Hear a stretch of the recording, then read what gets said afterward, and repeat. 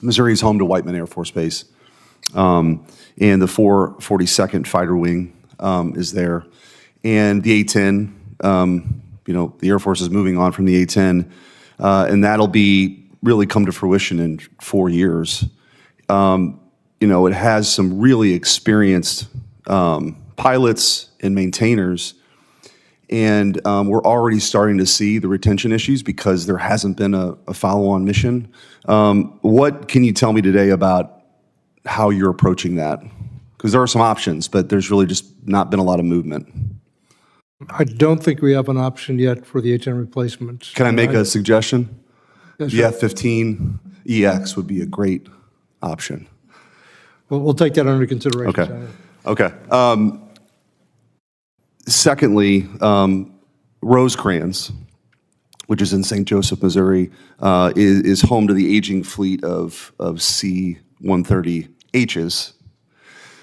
Interestingly, and some have said that the last round was pretty political, as sort of where they went. And I just want to make the point,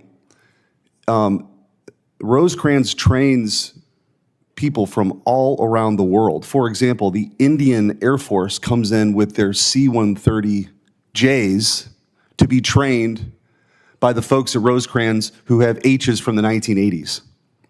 There have been 8, appropriated in this next round. So I guess just for either one of you, where do you see this headed?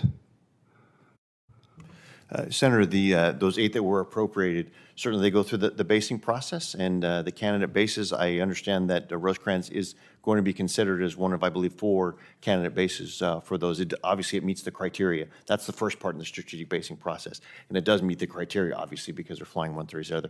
But the expectation is it will be under consideration. The Director of our Air National Guard Bureau works closely with the Secretary on making those decisions, but it should be in the consideration. Let me just add that I delegated the last C-130J basing decision to the head of the Air National Guard, and I will probably do the same with this one. Okay.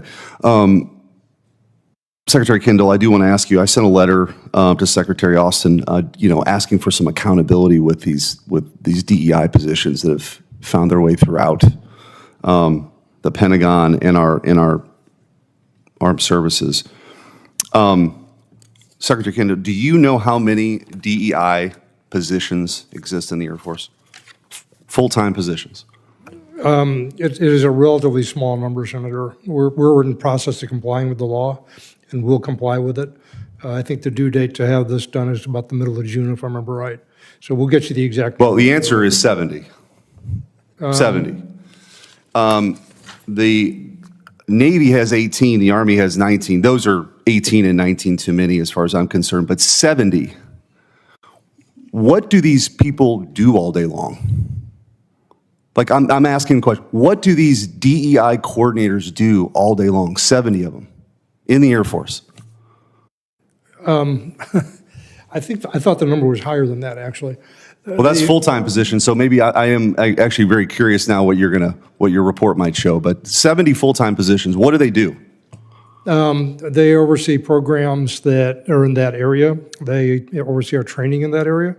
They are responsible for some of our data collection that's related to that. We did 2 disparity reports in the department that were started before I came in and published shortly afterwards. They're responsible for that. Those reports showed pretty significant disparities in results of things like the criminal justice system, in promotions and command selection rates, and then senior school selection. And those pointed us at actions we could take to try to address some of those concerns. Okay. Well, I look. They have done, I think, valuable work for the department. Well, I look forward to your full report, and I could make a suggestion how you could be a real leader for the country. You should fire them all, every single one of them. It's so divisive, and Senator Tuberville's talked about recruiting. The elephant in the room is, the truth is that this is dividing our folks in the military by race. It is taking us backwards. It's cultural Marxism, and somehow you're here today defending this. So, I've got legislation to get rid of them all. You could take a real leadership position by firing everybody tomorrow. That'd be great. I do have time for one quick question. I know that we're moving a lot of ISR capability to space, and I'm generally supportive of that. But are you guys concerned at all that we're maybe moving too quickly away from some more traditional capabilities. Just as a quick comment on, I think we have a fundamental difference of opinion about DEI. We do. We certainly do.